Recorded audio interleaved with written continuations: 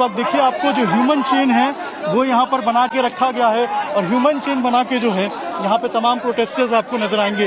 आप लोग human chain बना के अब क्या रोक रहे हैं, क्या कर रहे हैं बताइए? हम रोक इसलिए रहे हैं कि पुलिस का तो यही है कि पुलिस को प्रवोक करना चाहती है कि लोग भड़के आगे आए और हम एक साथ हैं, हम एक साथ हैं और ये किसी रेपिस्ट को बचाने के लिए नहीं है, ये अपने हक के लिए, ये बच्चों की मौत के लिए, जिससे सरकार को फर्क नहीं पड़ता, ये उसके लिए ये बनेगा।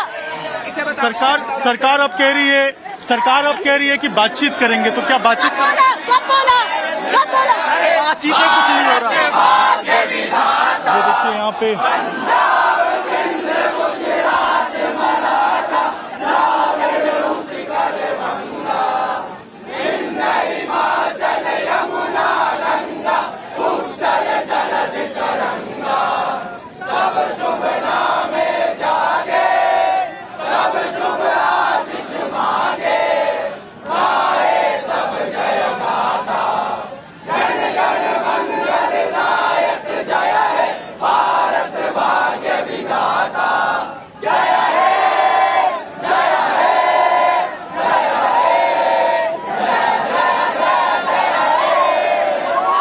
ये देखिए यहाँ पे अभी नेशनल एंथम जो है वो आप सुन रहे थे और यहाँ पे नेशनल एंथम के बाद जो एक तरीके से नारेबाजी है वो यहाँ पे लगातार कर रहे हैं।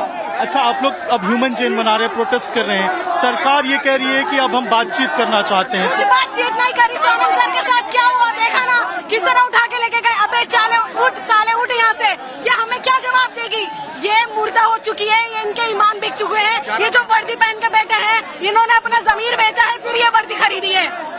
आप लोग क्या कहेंगे? आपको प्रोटेस्ट चल रहा है, कब तक चलेगा? लोग सवाल कर रहे हैं। जब तक ये जवाब नहीं देंगे, सामने से कोई जवाब नहीं, हम प्रोटेस्ट करते रहेंगे। मुख्य मांग क्या है जो आपको लगता है कि पूरा होगा तो प्रोटेस्ट खत्म हो जाएगा? हमें अंदर जाने का वो परमिशन मिल जाएगी। हमारा पीसफुल प्रोटेस्ट है, हम उसकी तरह से हम कंटिन्यू करना चाहते हैं, पर लग नहीं रहा कि हमारा समर्थन करना चाह रहे हैं। बिल्कुल भी कोई अंदर से जवाब नहीं आ रहा। हम सबको वेट करवाए जा रहे हैं और सब शांत बैठे हैं, भूखे प्यासे हम यहाँ पर खड़े हुए हैं, लेकिन पुलिस फोर्स हमारे साथ ऐसे ट्रीट करे जैसे हम कोई आतंकवादी हो। मैं कह रहा हूँ इन्हीं दलालों की वजह से भारत गुलाम हुआ था, फिर दोबारा आज गुलाम हो रहा है। लेकिन अब तो बातचीत का दौर भी खुल रहा है। कौन सी बातचीत? कोई बात करने सौरभ सीजेपी के जो प्रवक्ता हैं वो कह रहे हैं कि अब सरकार से ऑफर आया है। ये कौन सी राय थी? सोनम वांगचुक जी को घसीट के ले गई पुलिस, जो 20 दिन से भूखा था। इसे 2018 में रमन मैग्सेसे पुरस्कार मिल चुका है। जिस व्यक्ति को पुलिस उसे घसीट के ले गई, लात मारते हुए, गाली देते हुए, क्या वो आतंकवादी था कोई? ये गतिरोध कब खत्म होगा? क्या लग रहा है आपको? क्या होगा? ये चलता रहेगा जब तक जवाब नहीं आएगा। मोदी जैसा इस देश में तानाशाह है, अमित जैसा गुंडा है, जब तक ये चलता रहेगा। आज एजुकेशन के लिए, कल हेल्थ के लिए होगा, आज परसों किसी चीज के लिए होगा, पर होगा जरूर। आप जो बोले अभी कि ये फंडिंग हो रहा है, ये सब ये नहीं। हम ये बोल रहे हैं कि सरकार बातचीत करने के लिए तैयार है, सरकार बातचीत करना चाहती है। क्या आप लोग बातचीत करेंगे? हाँ, 100% बातचीत करेंगे, क्यों नहीं करेंगे। पर आज तक उनके तरफ से कुछ आया है क्या बातचीत करने के लिए? नहीं, बातचीत करने के लिए देश के आर्मी लोगों को भेज दिया है। ये बातचीत होता है, ये बातचीत होती है। हम शांतिपूर्ण सारी चीजें एक आंसू-गाज के गोले छोड़ के बातचीत होती है क्या? AK-47 लेके लोग खड़े हैं हमारे सामने, इस तरीके से बातचीत होती है। पीछे एक बार तस्वीर दिखाइए। पीछे बड़ी संख्या में आपको यहाँ पे जो प्रोटेस्टर्स हैं वो आपको नजर आएंगे। पीछे तक पूरा रायसीना का जो रोड है वो प्रोटेस्टर्स से भरा हुआ है।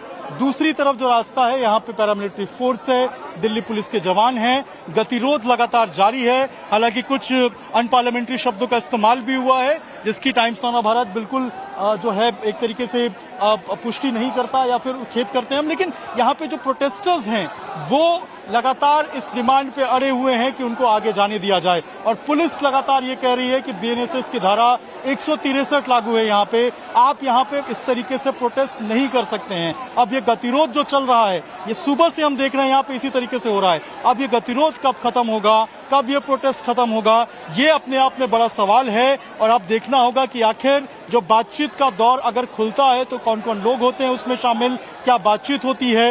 लेकिन इस वक्त की स्थिति ये है, ग्राउंड की रिपोर्ट ये है कि दोनों तरफ अगर मैं आपको दिखाऊं तो ये रायसीना रोड पे और सामने जंतर मंतर जाने वाले रोड पे दोनों तरफ जो प्रोटेस्टर्स हैं वो इस वक्त यहाँ पे मौजूद हैं। और लगातार दूसरी तरफ से जो पैरामिलिट्री फोर्स है वो यहाँ पे, दिल्ली पुलिस के जवान हैं वो यहाँ पे समझाने की कोशिश कर रहे हैं। और जब इस तरीके से बातचीत का दौर खत्म हो रहा है, जब नहीं समझ रहे हैं, तो फिर हम देख रहे हैं कि यहाँ पे लाठीचार्ज भी हो रही है, आंसू गैस के गोले भी छोड़े जा रहे हैं। ये रायसीना रोड की तस्वीर है और पीछे अगर आप देखेंगे तो बड़ी संख्या में जो प्रोटेस्टर्स हैं वो इस वक्त यहाँ पे इसी तरीके से मौजूद हैं। अब ये गतिरोध कब तक चलेगा, गतिरोध कब खत्म होगा और इस तरीके से जो प्रोटेस्ट है ये कब खत्म होगा, ये देखने वाली बात है। सुबह 9 बजे का कॉल दिया गया था जंतर मंतर पे जाने का, लेकिन ये सीधे संसद भवन की तरफ जाना चाहते हैं। ऐसे में अब क्या आगे का रूपरेखा होगा ये देखने वाली बात होगी। लेकिन आपने प्रोटेस्टर्स को भी सुना, उनका साफ तौर पे कहना है कि जब तक इनकी मांगे पूरी नहीं होती हैं तब तक ये यहाँ पे इसी तरीके से बैठे रहेंगे, यहाँ पे डटे रहेंगे। तो आखिर ये गतिरोध कब खत्म होगा ये देखने वाली बात होगी। ये इस वक्त की दिल्ली के रायसीना रोड की तस्वीर है और ये इस वक्त संसद से 5 किलोमीटर अगर मैं बताऊं आपको तो पहले के हालात बने हुए हैं। जी बिल्कुल, ये तस्वीरें अभिषेक आप तक लगातार पहुंचा रहे हैं। यहाँ पर छात्रों का गुस्सा है, अपनी मांगों को लेकर के लगातार प्रदर्शन करते हुए काफी मुखर वो नजर आ रहे हैं। एक तरफ से सरकार की तरफ से कहा जाता है कि हम बातचीत कर रहे हैं, तो वहीं दूसरी तरफ ऐसी तस्वीर का आना ये अपने आप में बहुत चिंताजनक है। सबको उम्मीद है कि समाधान का हल निकले जल्द से जल्द। इसी बीच एक और बड़ी खबर, संसद मार्ग के पास प्रदर्शनकारियों से झड़प हुई है। दिल्ली पुलिस का एक सब इंस्पेक्टर घायल हुआ है, प्रदर्शनकारियों पर पत्थर फेंकने का आरोप है। तो ये बड़ी खबर और जाहिर है कि जब भी ऐसी तस्वीर सामने आती है बहुत चिंताजनक है। आप सोचिए कि यहाँ पर पुलिस कर्मी मौजूद हैं, वो लगातार कोशिश ये कर रहे हैं कि किसी तरीके से जो हालात है वो सामान्य हो जाए। लेकिन अब खबर ये सामने आ रही है कि दिल्ली पुलिस का एक सब इंस्पेक्टर है जो कि जख्मी हुए हैं। प्रदर्शनकारियों पर आरोप है कि पत्थर फेंका गया है। अब इसको लेकर के भी और क्या डिटेल्स सामने आएगी वो देखना होगा, क्योंकि प्रदर्शनकारी भी लगातार पुलिस पर गंभीर आरोप लगा रहे हैं। लेकिन इस आरोप प्रत्यारोप के बीच सवाल ये है कि आखिरकार ये जो गतिरोध है वो किस करवट लेकर के जाएगा इस पूरे आंदोलन को, इस पूरे प्रोटेस्ट को, आगे क्या होने वाला है। लेकिन जो तस्वीरें हम आपको इस वक्त दिखा रहे हैं ये देश की राजधानी दिल्ली की तस्वीर है। अभिषेक हमारे साथ हमारे सहयोगी लगातार मौजूद है। अभिषेक, क्योंकि सुबह से ही आप ग्राउंड जीरो पर इस पूरे प्रोटेस्ट को आप कवर कर रहे हैं, क्या इस वक्त जहां पर आपकी मौजूदगी है रायसीना मार्ग पर, क्या वहां पर भीड़ लगातार बढ़ती जा रही है? क्योंकि बहुत जगह से ऐसी भी तस्वीर सामने है जहां पर भीड़ को हटाया जा रहा है, तो क्या वहां पर अभी कंडीशन है? इसके अलावा उनके पास अब आगे करने को क्या है, अब वो आगे क्या करने वाले हैं, क्या उनकी स्ट्रैटेजी है?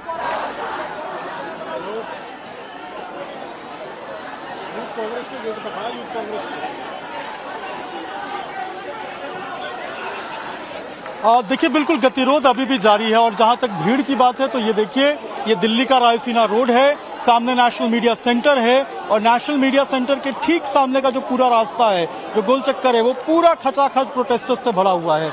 इसके अलावा जो सामने इधर आप लेफ्ट में अगर मैं आपको दिखाऊं तो ये जंतर मंतर का रास्ता है, जंतर मंतर सीधे आप निकल सकते हैं। ये भी पूरा रास्ता आपको प्रोटेस्टर्स से भरा हुआ है, यहाँ भी प्रोटेस्टर्स आपको नजर आएंगे। अब यहाँ से हुआ ये है कि सामने से जो प्रोटेस्टर्स आ रहे हैं उनको जंतर मंतर की तरफ जाना था, क्योंकि जो कॉल है वो जंतर मंतर की थी, जंतर मंतर पे पहुंचना था। लेकिन चूंकि संसद भवन का रास्ता एकदम सीधे जाता है, रायसीना रोड पे पीछे का रास्ता पूरा सीधे जाता है, इसीलिए अब ये प्रोटेस्टर्स सीधे संसद भवन की तरफ मार्च करना चाहते हैं। पुलिस लगातार अपील कर रही है, लगातार आरएफ के जवान अपील कर रहे हैं कि आप पीछे जाइए। बीएनएसएस की धारा 163 लागू है, यहाँ पर 5 व्यक्ति से अधिक यहाँ पे खड़े नहीं हो सकते हैं। लेकिन लगातार जो गतिरोध है वो बना हुआ है, ये मानने को तैयार नहीं है, ये अपनी मांग पे अड़े हुए हैं। और एक जिम्मेदार चैनल होने के नाते हम भी रिक्वेस्ट करते हैं कि बातचीत करके जो दौर है उसको स्टार्ट किया जाए।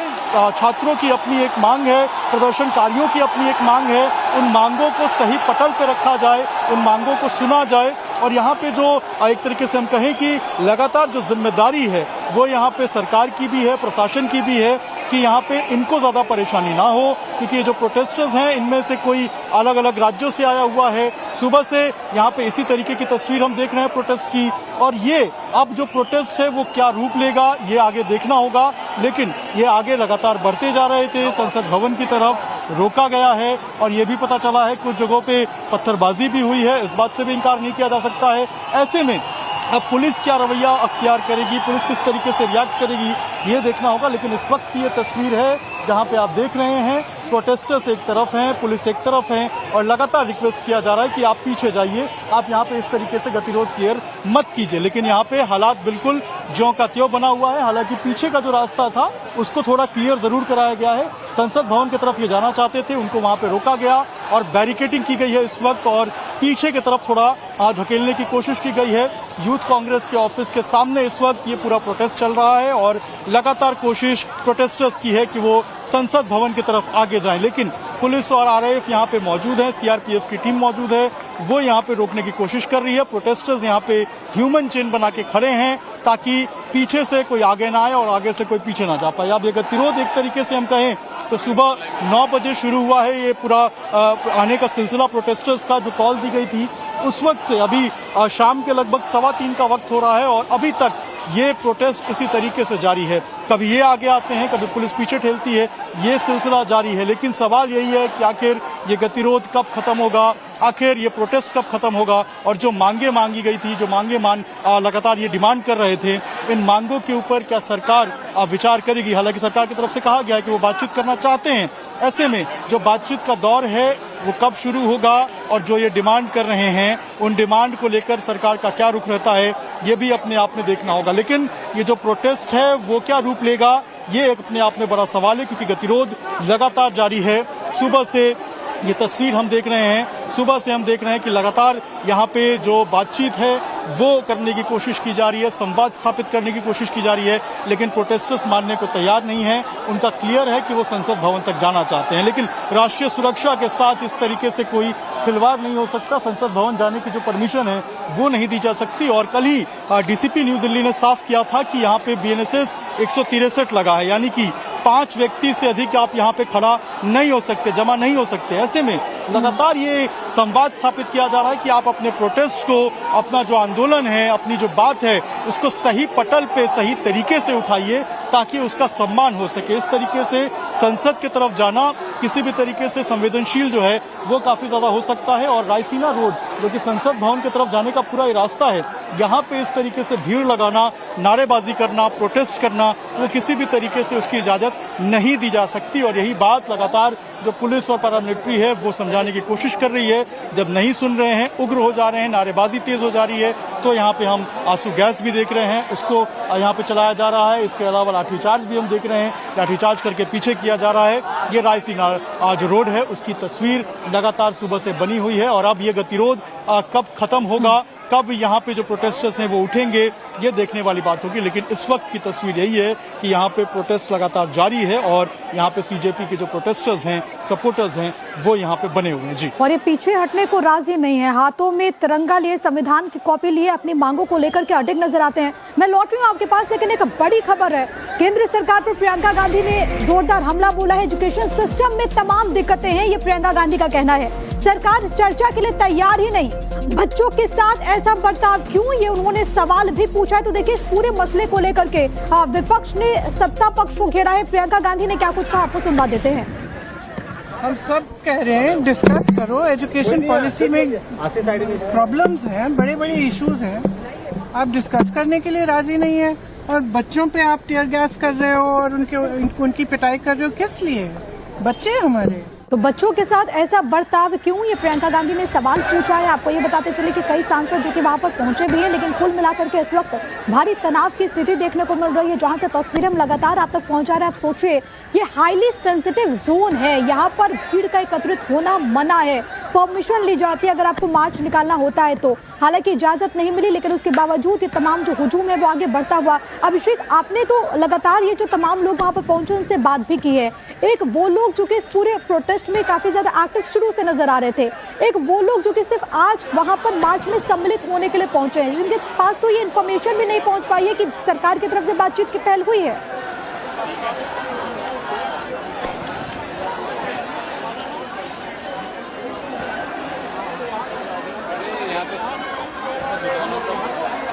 देखिए यही बात है, कम्युनिकेशन गैप है, संवाद जो है वो पूरी तरीके से स्थापित नहीं हो पा रहा है। उसी का नतीजा है कि यहाँ पे जो लोग हैं उनको जानकारी नहीं है कि अभी इस वक्त क्या स्थिति है, क्या बातचीत का दौर खुला है। क्योंकि मुझे नहीं लगता कि किसी भी तरीके से युवाओं से बातचीत करने में सरकार को परहेज होगी। अगर जो मांग है, जो डिमांड है, जो वाजिब डिमांड है, उसके ऊपर चर्चा की जा सकती है, बातचीत की जा सकती है। और यही बात लगातार यहाँ पे प्रशासन के लोग भी कह रहे हैं, पुलिस के लोग भी कह रहे हैं कि आप बातचीत के लिए एक सही प्लेटफॉर्म का इस्तेमाल कीजिए। ये रायसीना रोड चूंकि काफी संवेदनशील रास्ता है, देश की संसद का रास्ता है, उसके बीच में आप इस तरीके से अवरोध पैदा ना करें, क्योंकि रास्ते के साथ साथ यहाँ पे ट्रैफिक कंजेशन भी काफी ज्यादा है। अगर ये रास्ता रुक जाएगा तो फिर पूरे तरीके से सेंट्रल दिल्ली का पूरा जो रास्ता है वो बंद हो जाएगा, वो चौक हो जाएगा। ऐसे में लगातार कोशिश की जा रही है कि जंतर मंतर के आसपास जहां भी जो प्रोटेस्टर्स हैं उनसे बातचीत किया जाए, समझाया जाए।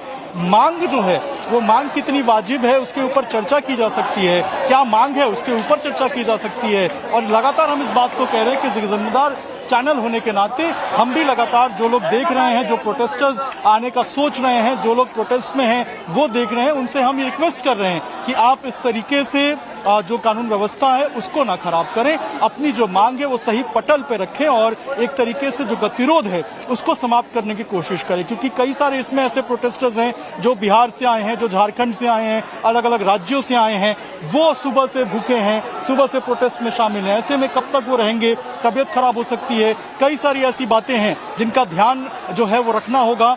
ऐसे में लगातार ये रिक्वेस्ट किया जा रहा है कि आप पीछे जाइए, आप किसी तरीके से गतिरोध को और ज्यादा जो है वो करने मत दीजिए। सुबह 9 बजे का जो कॉल था, 9 बजे के कॉल के बाद अभी 3:30 लगभग 3:15 का वक्त हो रहा है, तब से यहाँ पे इसी तरीके से जो गतिरोध है वो बना हुआ है, प्रोटेस्ट जो है वो यहाँ पे जारी है। और हाथों में अगर आप देखेंगे तो हाथों में जो किताब है वो लेकर यहाँ पे भगत सिंह की जो किताब है वो आप लेकर आपको जो है यहाँ पे प्रोटेस्टर्स नजर आएंगे। क्या कहेंगे आप लोग, ये गतिरोध कब तक चलेगा? मैं ये कहना चाहूँगा कि जैसे कि आज के इतना करप्शन बढ़ गया है, सरकार इतनी भ्रष्ट हो चुकी है, जितने भी पॉलिटिशियंस हैं सबके सब अनएजुकेटेड हैं, और अगर अनपढ़ सरकार राज करेगी तो आने वाली युवा पीढ़ी को उसमें क्या उसको नॉलेज मिलेगा और मिलेगा। यहाँ पे देखिए एक ह्यूमन चेन भी आप लोग बना के रखे हुए हैं, क्या संदेश दिया जा रहा है यहाँ से? और गतिरोध हम साइलेंटली प्रोटेस्ट कर रहे हैं, पीसफुली कर रहे हैं, तो जो गवर्नमेंट है या जो भी हमारी फोर्सेज है उनको भी पीसफुली ही रहना चाहिए।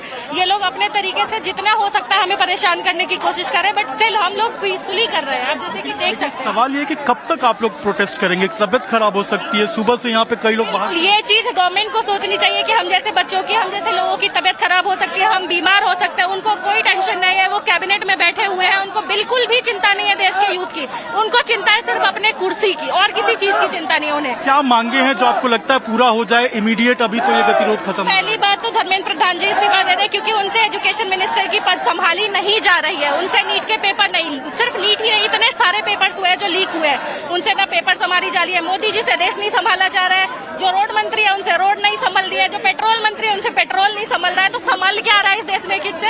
तो इससे अच्छा है आप कैबिनेट से निकल जाओ, हमारे भरोसे छोड़ लो, हम देख लेंगे अपने।